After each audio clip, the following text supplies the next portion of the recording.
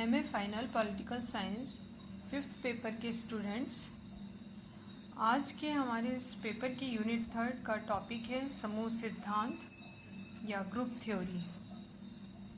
समूह या ग्रुप हमारे विषय में हमेशा से अध्ययन का केंद्र बना रहा है और राजनीतिक दर्शन के संदर्भ में समूह को सरकार से संबंधित करते हुए हमेशा से महत्व दिया जाता रहा है।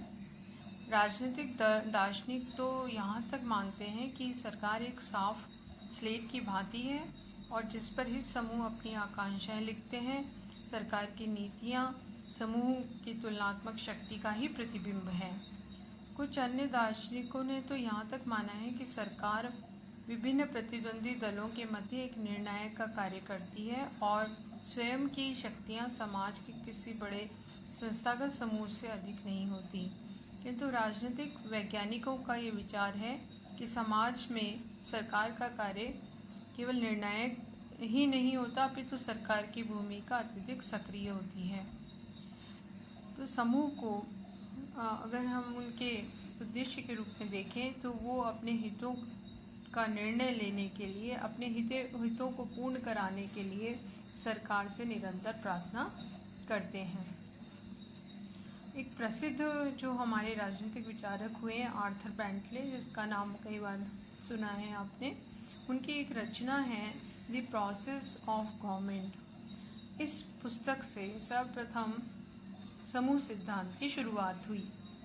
इसके अलावा डेविड ट्रूमैन की पुस्तक है द गवर्नमेंट प्रोसेस, उसमें भी उन्होंने समूह सिद्धांत का उल्लेख किया है। इसी प्रकार यदि हम इनके विचारों को देखें तो बेंटले ने ये माना है कि सक्रियता ही समूह के रूप में देखी जा सकती है।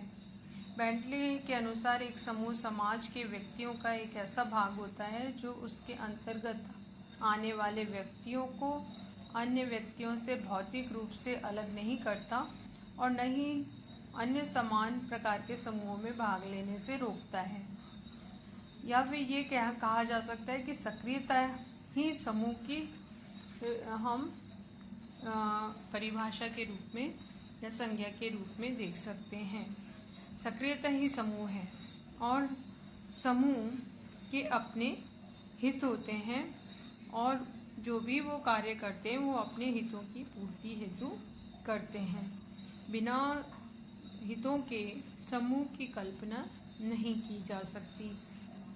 बेंटले के विपरीत समूह के स्वतंत्र अस्तित्व को कई वैज्ञानिकों ने स्वीकार किया है और सक्रियता के विश्लेषणात्मक तत्व की उन्होंने अवहेलना की है।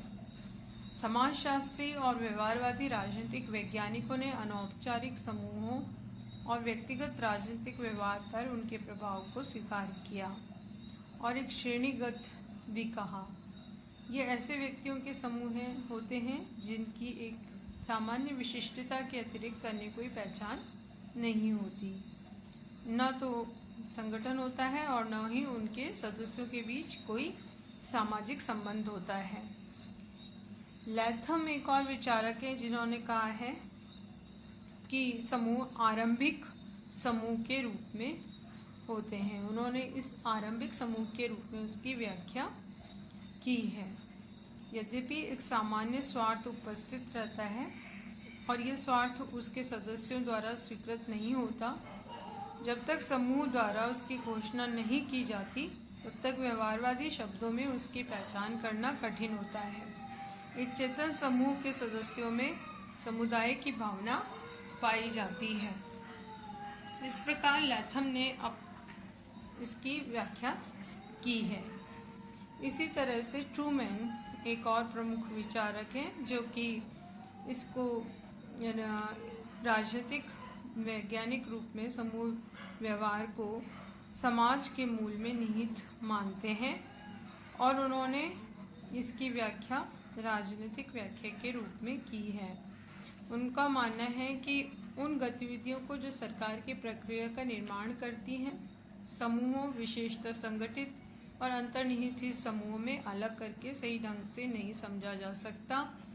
इसका अर्थ है कि समस्त राजनीतिक व्यवहार समूह व्यवहार नहीं है।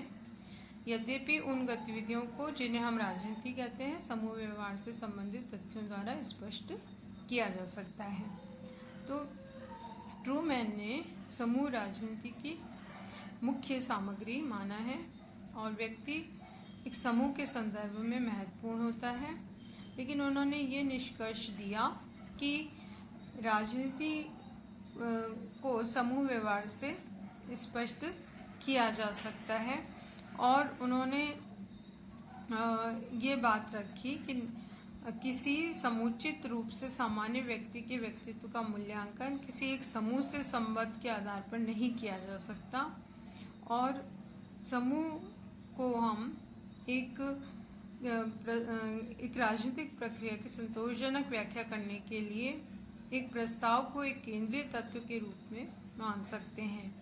प्रत्येक राजनीतिक व्याख्या में व्यक्ति के अस्तित्व से इनकार नहीं किया जा सकता और न ही इसका वर्णन उनके समूह की सदस्यता मात्र के आधार पर किया जा सकता है।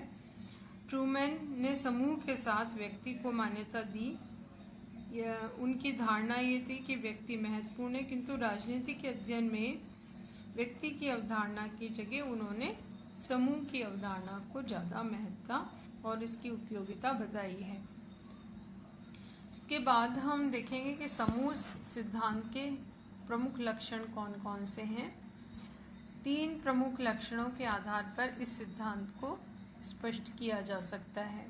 एक तो समूह यानी कि ग्रुप। समूह सिद्धांत में समूह का तात्पर्य है इकाइयों यानी कि व्यक्तियों के झुंड से नहीं, अपितु उन समस्त क्रियाओं और प्रक्रियाओं से है जिनमें व्यक्तियों द्वारा एक निश्चित और ध्येयपूर्ण दिशा की ओर प्रयास करने की झलक मिलती हो। समूह की अवधारणा नहीं है, अपितु यह सिद्धांत की सक्रियता की परिचालक है। दूसरा है हित या इंटरेस्ट। एक समूह द्वारा दूसरे समूह से जो मांग की जाती है या उस पर जो दबाव डाला जाता है वही पहले समूह का हित कहा जाता है और समूह जो है उसका मेन ध्येय भी समूह के हित को पूर्ण कराना है, अपने हितों की पूर्ति करना है। तीसरा जो प्रमुख लक्षण है वो है समूह की पारस्परिक अंतरक्रियाओं की प्रक्रिया। समाज में विभिन्न हित समूह हमेशा सक्रिय होते हैं और वो एक दूसरे को निरंतर मांगों और दबाव के कारण प्रभावित करने का प्रयास करते हैं। समूह सिद्धांत ऐसी अवधारणा है कि इन प्रयासों के कारण समाज में संतुलन बना रहता है। तो ये 3 प्रमुख लक्षणों के आधार पर हम समूह सिद्धांत की व्याख्या कर सकते हैं। ये सिद्धांत पेंटले, ट्रूमैन इनके द्वारा प्रतिपादित तो किया गया, लेकिन इसमें फिर भी बहुत सी कमियां देखी जा सकती हैं। एक तो ये कि समूह का कार्यक्षेत्र बहुत ही सीमित ये मानते हैं और सारी राजनीति को समूहों की कार्यविधियों तक सीमित कर देते हैं, लेकिन ऐसा नहीं है। न तो इन्होंने व्यक्ति का कोई स्थान या उसकी महत्ता को स्पष्ट किया है और न ही समाज को, इसलिए ये अधूरा और बहुत ही सीमित सिद्धांत हमें दिखाई देता है। दूसरी एक आलोचना ये की गई है कि समूह शब्द बहुत ही अस्पष्ट है। उन्होंने इसको ठीक प्रकार से एक्सप्लेन नहीं किया, संतोषजनक इन्होंने कोई विश्लेषण नहीं किया है। जैसे बेंटले ने मनुष्यों के बीच एक प्रकार का संबंध बताया है, परंतु ये एक ऐसी परिभाषा है जिसका कोई अर्थ नहीं निकलता।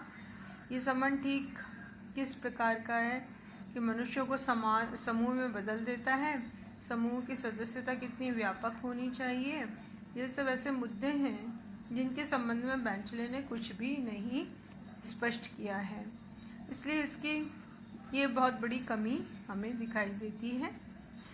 समूह सिद्धांत की जो ये विवेचना है उससे ये स्पष्ट है कि ये एक सिद्धांत इसे हम ना कहें, बल्कि ये एक राजनीतिक तथ्यों के अध्ययन का साधन है। इसका सर्वाधिक उपयोग वर्णनात्मक शक्ति के कारण किया गया है। ये उपागम से अगर हम अध्ययन करें तो राजनीति विज्ञान को परंपरागत वर्गीकरण, अवधारणाओं, शब्दावलियों से छुटकारा पाने में बड़ी सहायता मिल सकती है। तो इन दृष्टिकोणों से इसकी उपयोगिता भी है, लेकिन बहुत सी इसमें कमियां भी देखी जा सकती हैं, और इस प्रकार हम समूह सिद्धांत को स्पष्ट कर सकते हैं।